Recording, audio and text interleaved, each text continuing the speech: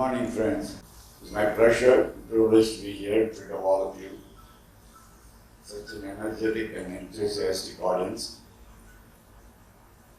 I'm sure that Abhishek has set the tone right, making sure the purpose of today's conversation is going to be on higher education, Sai University's role, and interaction related to it.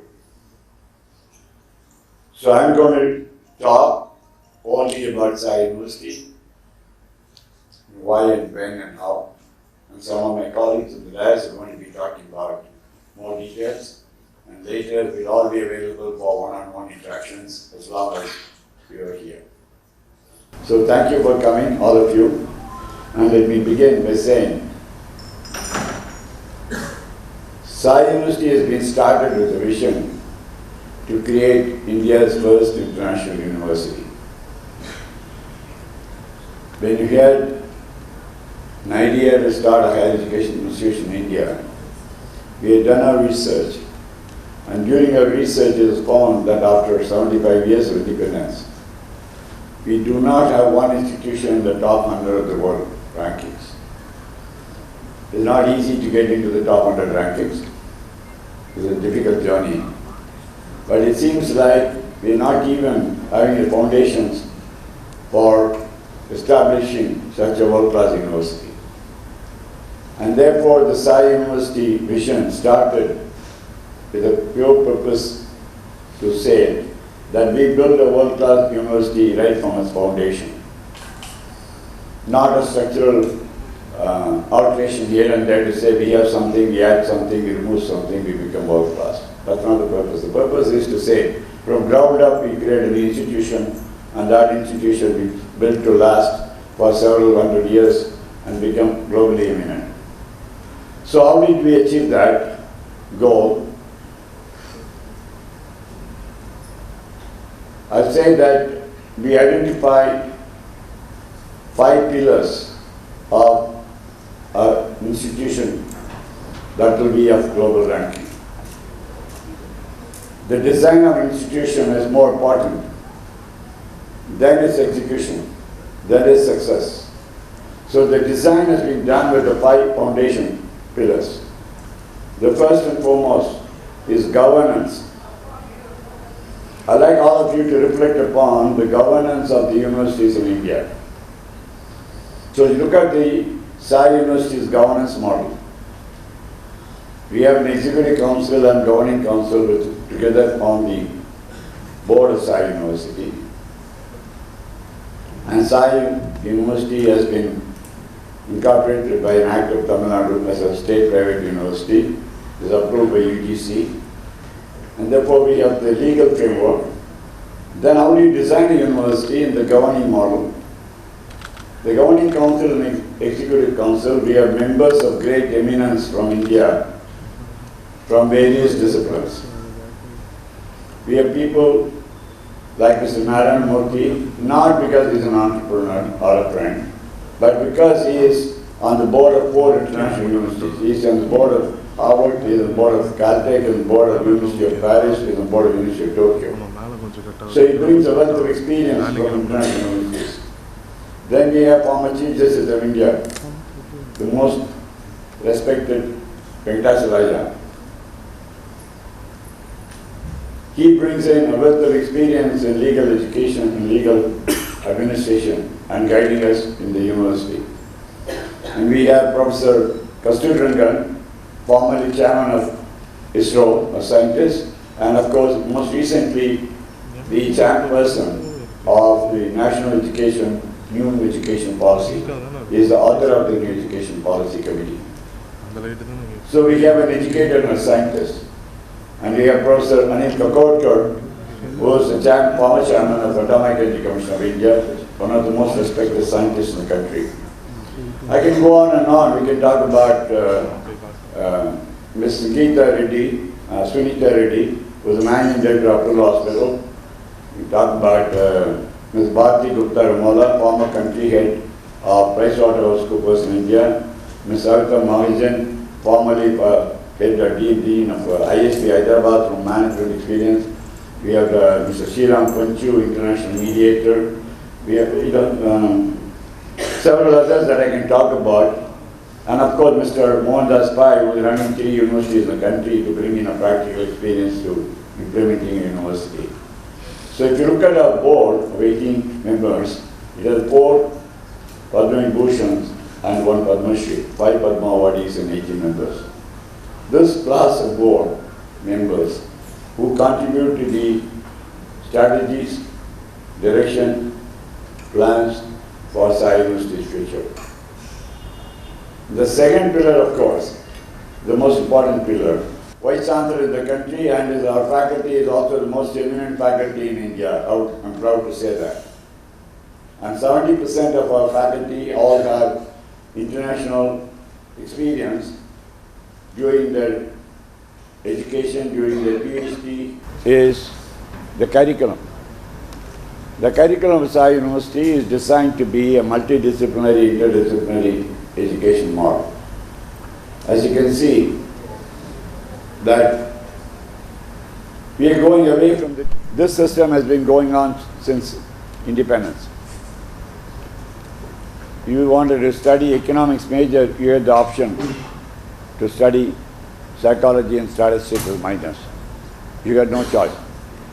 If you were taking a physics major, you had to take chemistry and mathematics as a minors. You had no choice.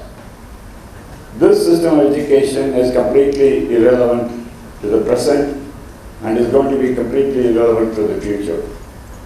Because today we are now educating the young adults who are going to find a career for the next 40 years. And we do not even know what the next 40 years is going to look like. None of us can say.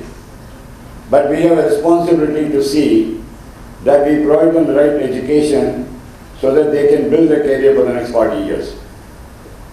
In the modern world of ChatGPT, we are not even sure what kinds of jobs are going to be around for the next 40 years. If you want to take computer science as a subject, it's a great subject to take up. I come from the same discipline. But if AI introduces enough tools to make software programming automated, then I am sure the programmers will have to find some other job to do. What are they going to do? Are we equipping them to do? We are not sure. What will be the option for their career? We are not sure. The way science is developing, I am sure that even India is going to land somebody in Moon very soon, and perhaps on Mars. So the students of today are going to be facing a completely different world of tomorrow, for which we are not even aware of, we are not prepared for, and therefore we are not able to provide the right education for them. And not to forget that India is the world's largest youth population. And if you don't provide the opportunity for them to study subjects of their choice, pursue careers of their choice, and do whatever they wish to in their life, then we have failed in our duty. That is the purpose of Sai University, to provide a multidisciplinary, interdisciplinary education so that the students can decide what they want to do. It's not the faculty who decide, not the counselors, not the parents. All of us can guide them, but they will decide. So the Sai University multidisciplinary system of education now centers around 4 branches of technology: arts and sciences, arts, commerce sciences, then tech, then law. So we are offering today 4 streams in which students can choose their subjects. I use my favorite examples of the past. We have students in our university who have taken a biotech major with computer science and law as minors. I can see a few people shocked around the room, but I actually want to shock you because this is a true story. It's not an invention. In fact, this young lady was in our founding batch, and during admission process, the student asked me, "You have this choice." And I said, "Yes, but you have the option to change your mind in year 2. He said, "No, sir, there is no other university offering the choice. If you offer to me, I'll join today." And we did. The student is doing biotech major, computer science and law. Out of curiosity, I asked the student, what is the reason for this choice? A brilliant girl with a crystal clear thought process. This young lady told me, "Sir, I want to pursue a career in biotechnology research. So I want to start my UG in biotech, and I'm going to be doing master's, PhD in research, and I'm going to be an inventor. So in order to help me during the process, biotech involves a lot of number crunching and analysis, so I want to equip myself with computer science. And later when I do my inventions, to protect my own inventions and monetize the assets and make value for myself, I want to understand law so that I can protect my inventions." Very clear thought process for a 17-year-old young lady. So, the second, I don't want to be gender specific, so I need to give another model. Was a boy student of a similar age group. This young man came to me and said, "Sir, I want to do music, computer science and law. Do we give the option?" Of course, we get the choice. And the student's preference on career was very clear. The student said, "Sir, after UG, I don't want to study any further. I'm tired of studying." We understand. After 4 years of preparing for +2 or school final exams, most students are so burnt out. They feel like they don't want to see another book or notebook for some years in their life. That's why I believe between school final and university education, there's at least a 3-month gap for them to rest and recuperate. So the purpose of this student in career choice was very clear. He said, "After UG, sir, I want to start my own digital music company. And for that, I need to know music and computer science. And to run a company, I want to learn law." So this combination, again, you can see, is spread over 3 schools out of Sai University's offerings. That is the key, central theme of the university, multidisciplinary, interdisciplinary education from design model. And let's say that today we have 3 schools offering 4 major programs. And in the future, as a direction statement, I want to say that we will be starting School of Management with the BBA, BCom, MBA programs. Then we plan to start a School of Technology with nuclear engineering, defense engineering, space sciences, and so on. We do not want to go the traditional route of civil, mechanical, electrical, with plenty of universities and colleges offering these programs.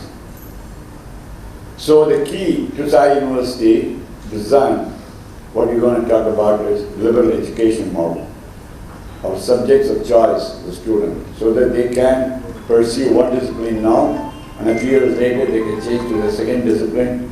Maybe during their career they can turn to a third discipline. And for all of you who are aware of most leading tech companies in the world today, from Google to Apple, Amazon, you can name them, Microsoft. People come to the head of the organization from a liberal education background. They are not engineer MBA's prototype, were available in thousands. Because liberal education widens our model, and with their deference, I'll leave the subject to our learned Vice Chancellor to address it. But this is the key theme of Sai University, multidisciplinary, interdisciplinary education. And of course, the 4th pillar is infrastructure, which we're still in the process of rolling out.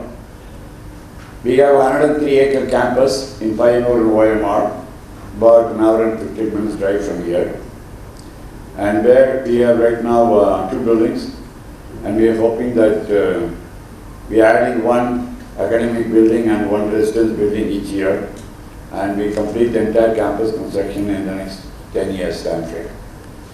Of course, this also will depend on how technology pans out. It will depend on how the newer emergence technologies are going to affect and impact the methods of teaching, the methods of learning, and we will be adapting to them as we are adapting today. One key point I forgot to mention is that almost 30% of our faculty are international, who are currently teaching students from their present universities online. We have professors teaching from Harvard, we have professors teaching from Stanford. We have them all in our website. So the infrastructure is going to be rolled out as we grow, because we do not believe in putting in capex and putting huge amount of real estate.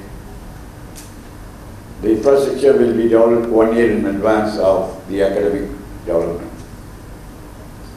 And the last but not the least is the pillar, the most important, the students who join, who have an education and liberal education approach to their education model.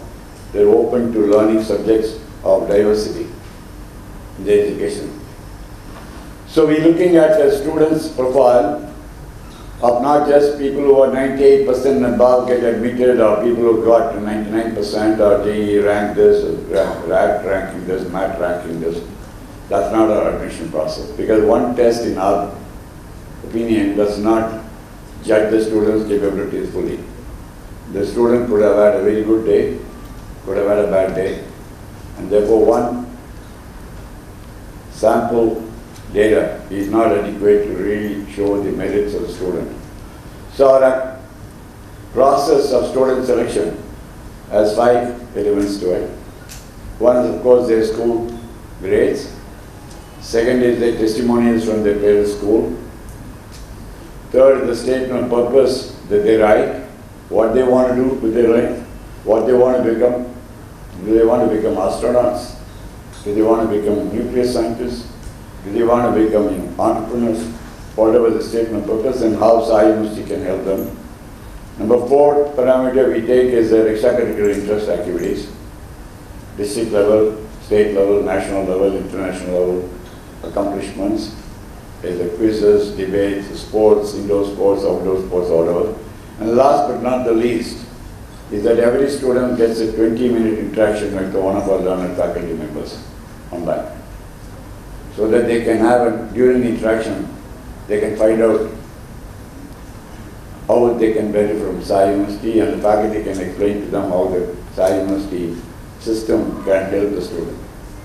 So these 5 pillars constitute the foundation of Sai University, and we are rising now. This is the 3rd year of the university from the time we started. So we are looking for young students who will come and join the university. We are not taking them in thousands, we are taking them a few hundreds. Basically, we want to have established quality systems and processes before we can scale up. There's no point in admitting 2,000 students and find that we don't have systems to take care of all of them. So the university is going to set a precedent in India in higher education. As we grow, which I think in the next few years you will see it happen, we will attract international students here instead of Indian students going abroad. I've seen this in my own career in IT. From the time we started our software companies in 1985, went to meet our customers in, let's say, the US, the questions were centered around where is software in India. We only heard of saints and cows on the streets of India. It's a true statement. And today has come to a stage in 35 years that even if you're starting a company in Silicon Valley and you're raising funds in the US for venture capital or private equity, they ask you to tie up the back end in India before they can fund you within US. That's a complete turnaround in 35 years. We have seen similar development in other industries in India. We have seen the same thing happen in healthcare. Approximately 30 years ago, somebody had a heart attack. You had to go to US for treatment, or you went to a place to pray. Those are the only two options. But today you're seeing around the world, people are coming to India for healthcare because you're getting the same quality of doctors as you can get in the best of the world, same equipment, better nursing care, and at much lower cost. We've seen the same in biotech. During the pandemic, we have seen that India is perhaps the second country which has produced 3 vaccines during the pandemic. No other country has produced 3 vaccines during the pandemic. So we have seen our leadership in 3 sectors: technology sector, healthcare sector, biotech sector. I can go on. We have established leadership in satellites. We have one of the most developed nations in terms of design, build, and launch of satellites. The same thing applies to several other sciences and arts. We talk about it for a long time. So the key is that if the rest of the world is coming to India, I'm sure the students are going to start the trend. And in my opinion, India is going to be already the 4th largest economy and soon to be one of the top few global leaders in economic power with a high growth rate. You would see that people from the rest of the world will have to understand how India is growing, India's markets, India's consumption patterns. And that is already happening with most of the leading companies establishing their manufacturing presence here, because this is where the market is.